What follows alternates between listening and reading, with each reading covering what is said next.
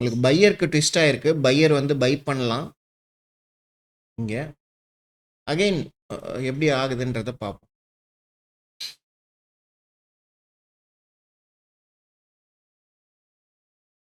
ஒரு பிடிஎஸ்டி மாதிரியான ஒரு ட்ரேட் எடுக்கும்போது உங்களுக்கு 1 மினிட்லேயே இவ்வளோ பெரிய ஸ்பைக் வருது. ஸோ உங்களுக்கு ஆக்ஸ் ரெசிஸ்டன்ஸில் போயிடுச்சு. அழகாக இதை பிரேக் அவுட் ஆகிட்டு வெளியில் வந்துருச்சு. பாட்னு போகுது பாருங்க. இங்கே என்ன பிரச்சனைன்னா உங்களுக்கு ஸ்டாப் லாஸ் இன்னும் கிட்ட நகரவே இல்லை. இப்போ பார்த்தீங்கன்னா உங்களுக்கு ஸ்டாப் லாஸ் வந்து ஆல்மோஸ்ட் 50 பாயிண்ட்ஸ் இருக்குது. So it's not our favourite situation. இன்னொரு 2 கேண்டில் போனால் தான் அது நெருங்கும். பட் ஓகே யா, இந்த இடத்துல ஆப்ஷன் செல்லராக எனக்கு தெரிஞ்சு இதுக்கு மேலே போகாதுன்னு நான் நினைக்கிறேன். பட் பையராக வந்து ஹோல்டு இங்கே தான் ட்விஸ்டே இருக்குது. ஆனால் வந்து செல்லர் ஏன் ஹோல்டு பண்ணலான்னு நான் சொல்கிறேன் பாருங்க. அவங்களுக்கு டிகே இருக்குது. ஈஸியாக வந்து 336க்கு போயிடுச்சு. Now this contract value is worth 0. ஈஸியாக 0க்கு போயிடும். கொஞ்சம் அப்படியே ஹோல்டு பண்ணிகிட்டே இருந்தால் டைம் வேல்யூவில் போயிடும். 20க்கு கீழே போகாது. இது அப்படியே பொறுமையாக தான் டே ஃபுல்லாக தான் போயிட்டுருக்கும். ஸோ அது நீங்கள் பார்த்துக்கணும். அப்படியே இந்த கான்ட்ராக்ட் அப்படியே விட்டுட்டோம்னாலே நமக்கு போயிடும். மேக் ஷோர் சப்போர்ட்டுக்கு கீழே வந்து சஸ்டெயின் ஆகணும். அது வரைக்கும் நம்ம ஹோல்டு பண்ணலாம். இது இன்னும் கட்டே ஆகலை. வெயிட் பண்ணுவோம். நமக்கு இன்னும் ஒரு 2 கேண்டில் வந்ததுன்னு வச்சுக்கோங்களேன், அதுக்கு கட் பண்ணிக்கலாம். இந்த இடத்துல பை அண்ட் ஹோல்டு தான் முக்கியம்னு நினைக்கிறவங்க ஹோல்டு பண்ணுங்க. அதுதான் நான் சொல்லுவேன். ஸோ ஆல்மோஸ்ட் வந்து உங்களுக்கு நான் இங்கே என்ட்ரி சொன்னேன் 56 to உங்களுக்கு ஆல்மோஸ்ட் ஹீரோ 0 தான். ஹீரோ 0ன்னு நம்ம சொல்ல, அதுக்கு பேர் அந்த மாதிரி வச்சுருக்கோம். பட் 2x என்ட்ரி உங்களுக்கு அசால்ட்டாக கிடச்சிருக்கு பாருங்க. ஸோ ஒரு ஃபியூச்சர் பிளேயர் வந்து ஆப்ஷன் பையிங்கும் பண்ணுறாங்க, செல்லிங்கும் அட் த சேம் டைம் பண்ணுறாங்க. புட் ஆப்ஷன் பாருங்க. உங்களுக்கு இந்த இடத்துல ஓபிஆர் உடையுது. கால் செல்லிங்க்கு போகுது, புட் பையிங்க்கு போகுது. புட் பையிங் போல, ஏன்னா புட் பையிங்கில் இன்னும் இதுதான் இங்கே டிலே. உங்களுக்கு ஓபிஆர் வந்து புட் பையிங்கில் டிலேவாக இருக்குது. பட் ஓகே, ஈஸியாக ஓபிஆரை தாண்டின உடனே அது பாட்னு கீழே விழுது பாருங்க.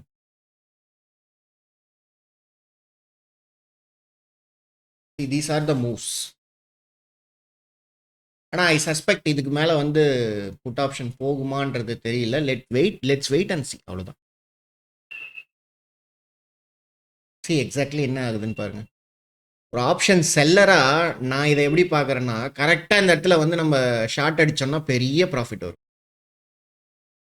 உட்காந்து பொறுமையாக என்ன நடக்குதுன்றத க்ளீனாக மானிட்டர் பண்ணிவிட்டு பொசிஷன் எடுத்தோன்னு வச்சுக்கோங்களேன், சூப்பராக பண்ணலாம். நீங்கள் பாருங்க, இது இங்கே ட்விஸ்ட் ஆச்சு. ட்விஸ்ட் ஆன உடனே பொசிஷன் எடுக்கிறீங்க. கரெக்டாக சப்போர்ட்டுக்கு வந்தது, ரிவர்ஸ் ஆக அது பாட்டுன்னு அது வேலையை பார்க்க ஆரம்பிச்சிருச்சு. இப்போ இந்த இடத்துல ஒரு பையராக எடுக்கிறோம், அப்படியே மேலே போகுது. இதுதான் நடக்குது. இந்த இடத்துல ஒரு பையராக எடுக்கிறோம், மேலே போகுது. அதை விட்டுட்டு நம்ம இங்கெல்லாம் வந்து பையிங் பண்ணிட்டு இருந்தோம்னா இங்கே பண்ணலாம். அஃப்கோர்ஸ் இங்கே பண்ணலாம். இந்த இடத்துல ஸ்டாப் லாஸ் ஹிட் ஆக தான் செய்யும். Yes, this is one trade to lose money. ஆனால் பெருசாக லூஸ் பண்ண வேண்டாம். நமக்கு ஓபிஆரை விட்டு கீழே வந்த உடனே நெக்ஸ்ட் செகண்டே நம்ம கட் பண்ணிட்டு போயிட்டே இருப்போம். அட் த சேம் டைம் இது ஓபிஆருக்கு கீழே வந்ததுன்ட்டு நம்மளால புட்டையும் எடுக்க முடியும். அதையும் நான் சொல்லிக்கிறேன். That is the power of OPR. நிறைய பேர் வந்து இந்த லெவல்ஸ்லாம் எனக்கு பிடிக்கல, என்னன்னு தெரியல அப்படின்னு சொல்லுவாங்க. Okay, it's okay, that's fine, completely your opinion. நான் என்ன சொல்கிறேன், ஏடிஎம் ஐடிஎம் ஓடிஎம் லெவல்ஸ் எல்லாம் கட் பண்ணிவிட்டு சிம்பிளாக இந்த லெவல்ஸை மட்டும் வச்சு ட்ரேட் பண்ணுங்கன்னு நான் சொல்கிறேன். If you don't have comfortable with these lines, still வந்து உங்களுக்கு இது வந்து ஒரு நல்ல சப்போர்ட் ரெசிஸ்டன்ஸ் இண்டிகேட்டராக இருக்கும். அதில் மாற்று கருத்தே இல்லை.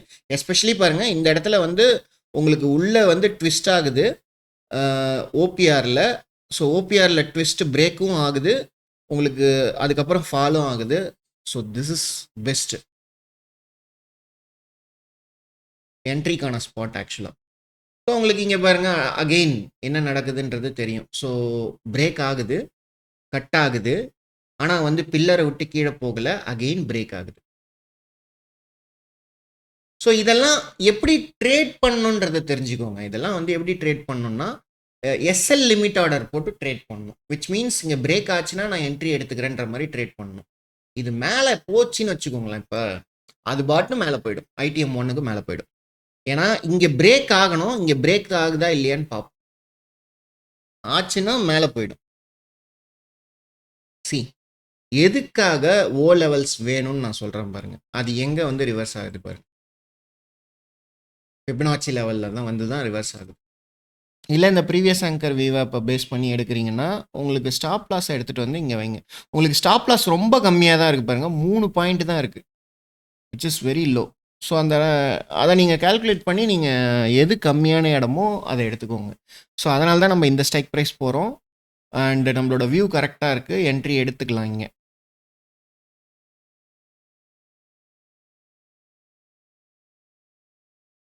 எங்கேயுமே கட் பண்ணாதீங்க. ஓபிஆருக்குள்ளே போயிட்டு ஓபிஆரோட டாப்புக்கு போதான்னு பாருங்கள். ஓ சப்போர்ட் பிரேக் ஆச்சுன்னா ஓபிஆரோட டாப்புக்கு போயிடும்.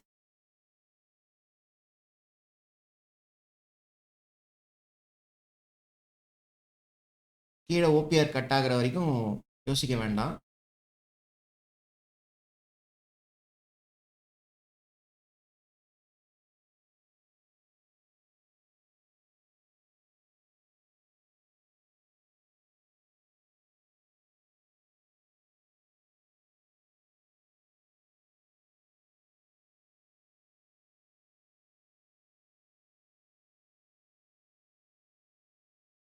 ஒரு லாட்டுக்கு 1800 ருபீஸ் ப்ராஃபிட்டில் இருக்கும் இப்போ after seeing the higher time frame. ஆனால் இதில் இன்னொரு பாசிபிலிட்டி இருக்குது பாருங்களேன், அதுவும் ஒரு பியூட்டிஃபுல்லான தாட் தான். எப்படி வந்து ஒவ்வொரு கேண்டலும் கீழே போயிட்டு மிடில் போய் தொட்டுட்டு வருதோ அது மாதிரி இந்த கேண்டலும் மிடில் போய் தொட்டுட்டு வர்றதுக்கு வாய்ப்பு இருக்குது. அப்படி போச்சுன்னா நல்லா பெருசாக போகும். ஏன் ஃபால் ஆகிறதுனாலும் ஃபால் ஆகலாம். 88 பாயிண்ட் இருக்குது நமக்கு. 200னா எங்கே சொல்லுது? ஓகே, இந்த பில்லருக்கு வரும்னு சொல்லுது, எல்டர் பில்லருக்கு வரும்னு சொல்லுது. நம்ம வெயிட் பண்ணி தான் பார்க்கணும். நம்ம இப்போயே ஃபால் ஆகும்னு நினைக்க முடியாது.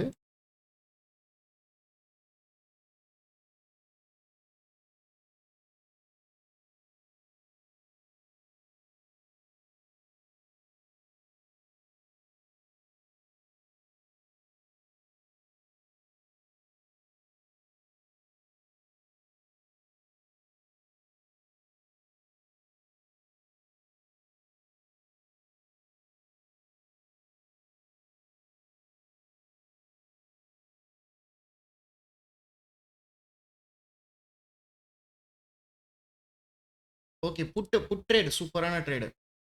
பேங்க் நிஃப்டிலையும் புட் ட்ரேடு, மிட் கேப்லேயும் புட் ட்ரேடு. 12,325 புட்டு உங்களுக்கு ரெட்டாகவும் க்ரீனாகவும் மாறிடுச்சு. டேரெக்டாக 75 போயிடும். Strong trade, very strong trade. இதோட ஒர்த்து 50, ஆல்ரெடி 50 ருபீஸில் தான் இருக்குது. And 75 target. இல்லை நீங்கள் வந்து எனக்கு நான் கொஞ்சம் கம்மியாக எடுத்துக்கிறேன்னா 12,300, target 50, 25 to 50 direct hero zero. Strong trade இது. பேங்க் நிஃப்டிலையும் ட்ரேட் இருக்கு. பேங்க் நிஃப்டியில் வந்து பார்த்தீங்கன்னா 55,600 புட்டு வந்து ட்ரேடு பார்த்தீங்கன்னா 200 to இது ஐடிஎம் 3 வேண்டாம், இது ஐடிஎம் 2வே போய்க்கலாம். உங்களுக்கு வந்து 100 to 200 இதுவும் சூப்பர் ட்ரேடு. இது 100 to 200 ட்ரேடு. இது வந்து 25 to 50 ட்ரேடு.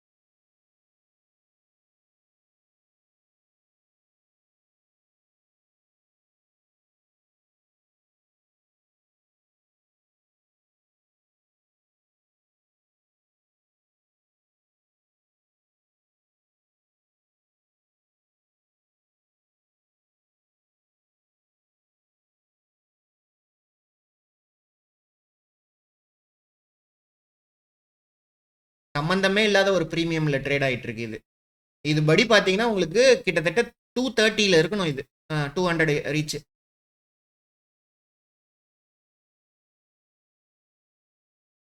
அது போகும் சார், அது போகும். ஏன்னா இங்கே இது இது இங்கே மிஸ்மேட்சாக இருக்குல்ல. உங்களுக்கு 250 வரைக்கும் போகிறதுக்கு வாய்ப்பு இருக்குது. Nifty waste. நீங்கள் நிஃப்டி தான் இருக்கிறதுலே புவரஸ்ட். நிஃப்டிலே உட்காந்துருந்தோம்னா கம்முன்னு போயிருக்க வேண்டியது தான்.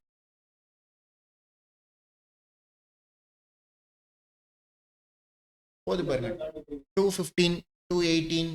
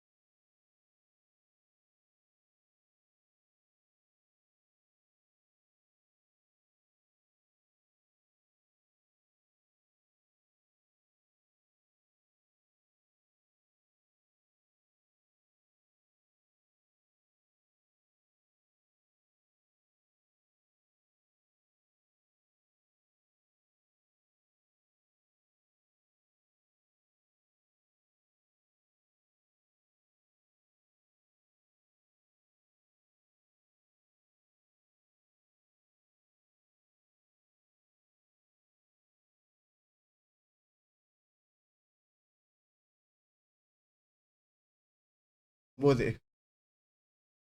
பார்ப்போம், இருங்க என்னதான் பண்ணுதுன்னு பார்ப்போம். 130 33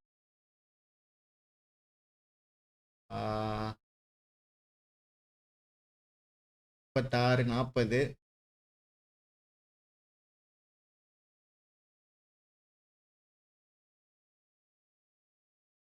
40 60 போயிடும். 75 82 முடிஞ்சிடுச்சு. Target target. ஆமாம்.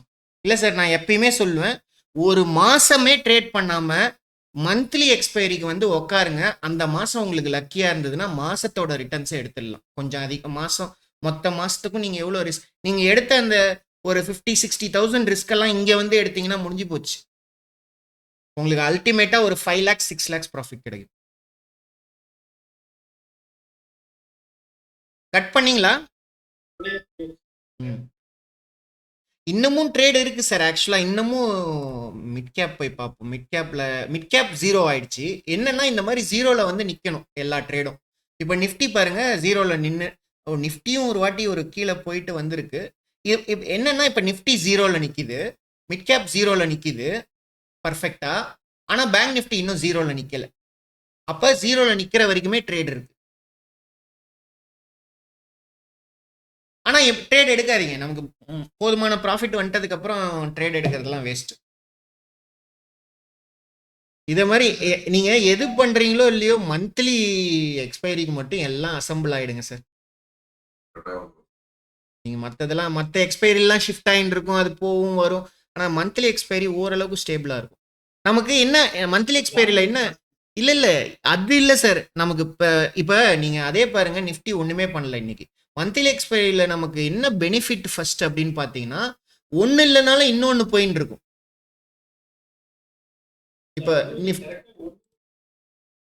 அதுதான் அங்க அங்க நான் அதை தான் பார்க்குறேன். எவ்வளோ கன்னிங்கான பீப்புள் வந்து மார்க்கெட்டை மேனிப்புலேட் பண்ணுறாங்கன்றதை நான் அப்போ தான் நான் இது எதிர்பார்த்தேன். ஆனால் இது அந்த அளவுக்கு இது ஒன்றும் பண்ண முடியல போல இருக்கு அவங்களால. மேபி வேற ஏதாவது ஐடி ஸ்டாக் அந்த மாதிரி ஏதாவது வந்து ஆப்போசிட்டாக போயிருக்கும்னு நினைக்கிறேன் சார். அதே மாதிரி இப்போ இந்த 280ல ட்ரேட் ஆகுது இல்லை இந்த இடத்துல, இதை நீங்கள் தைரியமாக இப்போ எடுத்து வச்சுக்கலாம். இது வந்து உங்களுக்கு வந்து ஆவரேஜ் ப்ரைஸ்க்கு வந்துட்டதுனால இந்த மாதிரி அக்ரெசிவ் மூவ்லாம் நடக்காது. எடுத்து வச்சுக்கிட்டு அது அப்படியே பொறுமையாக மேலே போயின்னு இருக்கு. இது நிறையா வாட்டி வந்து மோஸ்ட்லி 300க்கு போய் முடிஞ்சிடும். இல்லைன்னா ஓகே அப்படின்ட்டு இங்கேயே முடிஞ்சிடும்.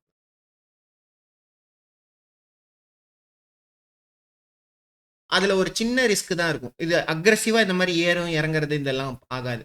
ஆனால் எனக்கு இன்னைக்கு இது பார்த்தது வந்து இது மாதிரி நான் நிறைய நாள் பார்த்துருக்கேன் சார். இது வந்து பேங்க் நிஃப்டிலையும் சென்செக்ஸ்லையும் மட்டும்தான் நடக்கும், வேற எதுலையும் நடக்காது. இதை வந்து நம்ம மிட் கேப்ல எதிர்பார்த்தாலோ இல்லை நிஃப்டியில் எதிர்பார்த்தாலோ அது நடக்காது.